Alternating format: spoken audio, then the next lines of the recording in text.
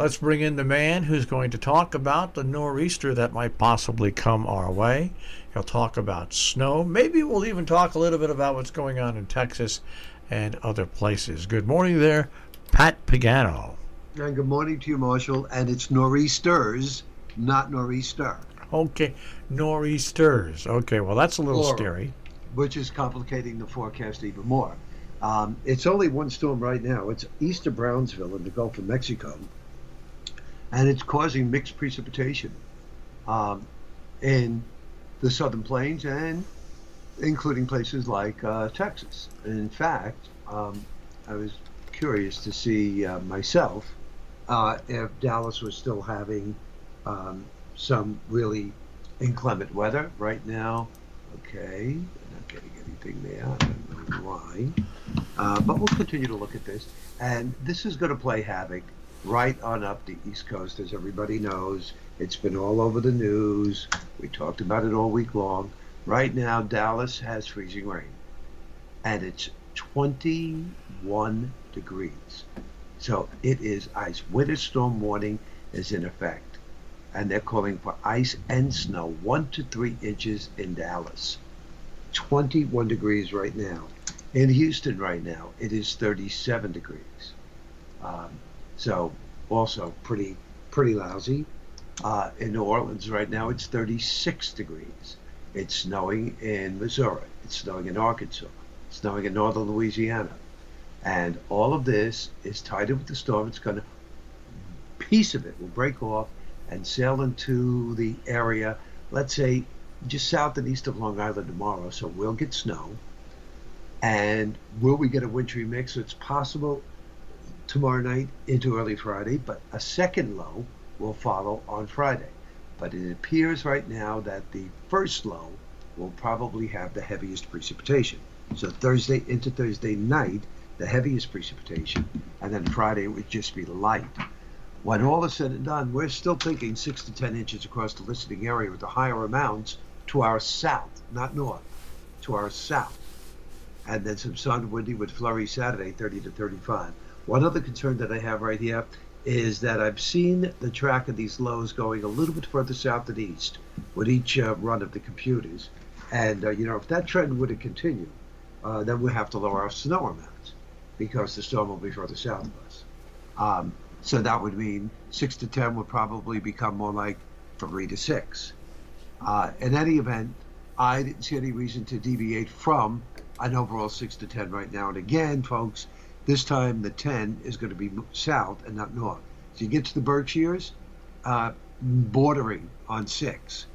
You get down to the Southern Catskills, anywhere 8 to 10. And that should be the case north of I-84.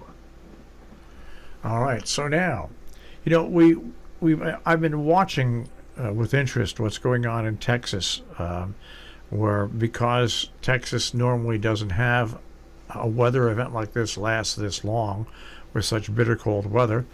Wind turbines have been freezing up. The electrical grid goes down, and people are talking about, oh, you can't have green energy and everything like that. Here's what people forget what Texas did about, I think it was 3 or 4 years ago.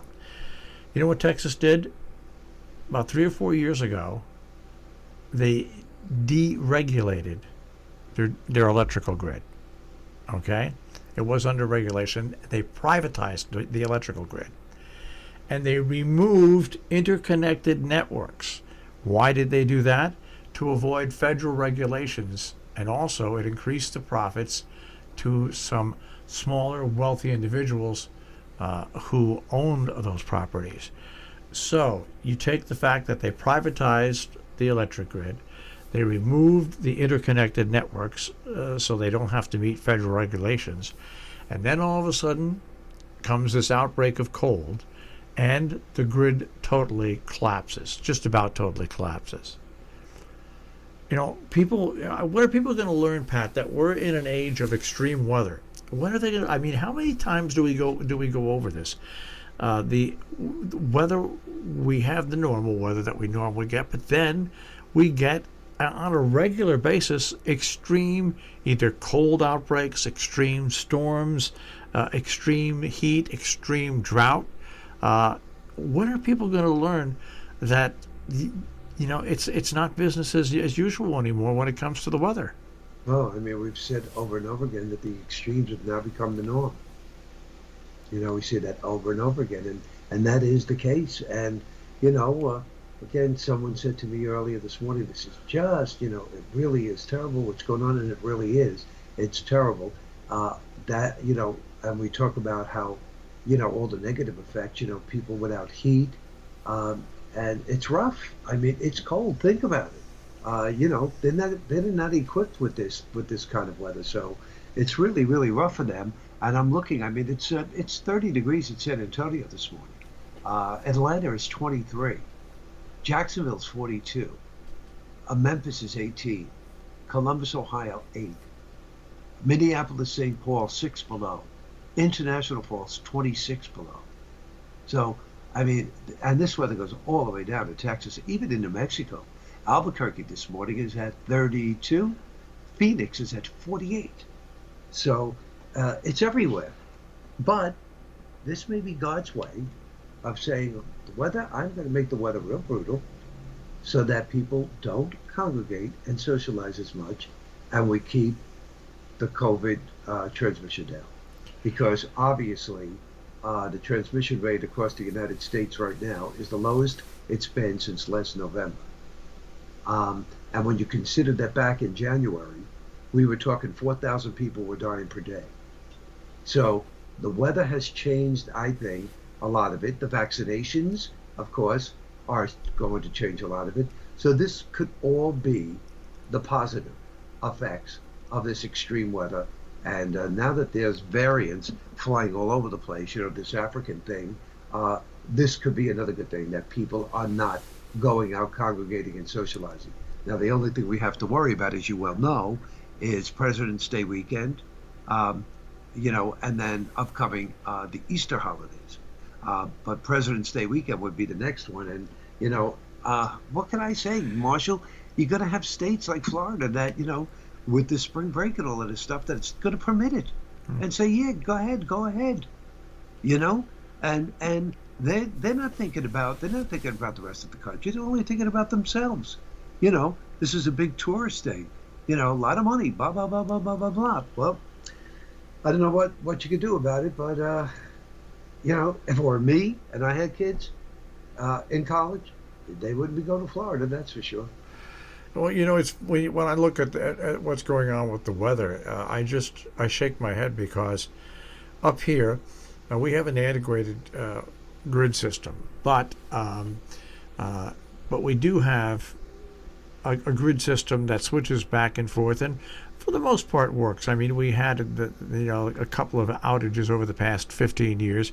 That one big outage where we lost power for 11 days. The entire state of Connecticut lost power for 2 days. And we have our occasional power outages, which take 2, 3, 4, 5 days to get power back on, with broken telephone poles and wires. But when you take a grid and you privatize it, and then you avoid federal regulations, and you remove your interconnected networks, and you get something like this where temperatures come down, where you're used to your low temperature being 45 to 50 degrees, and all of a sudden your low temperature is 0, and it snows and it sleets. You don't have plows. You don't have ways to get rid of it. I mean, whose fault is it when you look at it? Whose long-range thinking fault is it? Because we all know, yes, everybody's got a cell phone so we can capture things, but we all know that weather is more extreme. I mean, last summer here, we had tropical storm with winds up to 70 miles an hour. We had 2 tornadoes in our area. Now, we've experienced tropical storms before and a tornado or 2, but not with the regularity that we're extreme. So it's so obvious to me that people have got to stop and take a look and just say, hey, weather's more extreme right now, so we've got to do something to protect our populations. I just don't know. I just don't know when people are going to wake up to that fact. We have the greatest power grids in the world, and we take out coal because that's the worst, okay? But we've got natural gas, we've got oil, we've got solar, we've got wind, we've got hydro, we've got nuclear power. You can't tell me that all those combined, put into an efficient grid, can't prevent something from like this happening. It's just, I feel for the people in Texas and people in Louisiana who the other day woke up to single-digit numbers. I feel for them. But you know what? From now on, states are going to have to plan for this as being a possibility every year. Yeah, and you know what happens. Somebody will do the research and say, this is a 1 in 1,000 year event. And of course people hear that and say, well, you see, probably never going to happen for another 20 years, so we don't have to worry. You're right, and it'll happen again.